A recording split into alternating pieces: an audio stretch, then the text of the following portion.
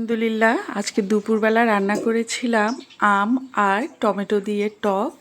টকের মধ্যে দিয়েছি মাছের মাথা। এই টকটা রান্না করলে ভাত খেতে অসাধারণ লাগে। অবশ্যই কিন্তু আম দিয়ে টমেটো দিয়ে মাছের মাথা দিয়ে রান্না করে দেখবেন। আমার বাসার সবার তো অনেক পছন্দ। বেশি করে ধনেপাতা দিয়ে দিয়েছি, নামিয়ে নিচ্ছি। আর রান্না করেছি কই মাছ দিয়ে, শিমের বিচি দিয়ে। সাথে দিয়েছিলাম ছোট আলু, ছোট ছোট টুকরো করে। রান্নাটা কিন্তু হয়ে গেছে।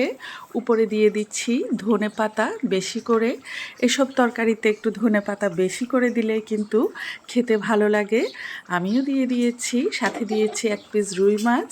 কই মাছের সাথে আমার ছোট ছেলের জন্য রান্না শেষ। একটু লবণ টবণ দেখে নিচ্ছি। সবাই ভালো থাকবেন, সুস্থ থাকবেন। আল্লাহ হাফেজ।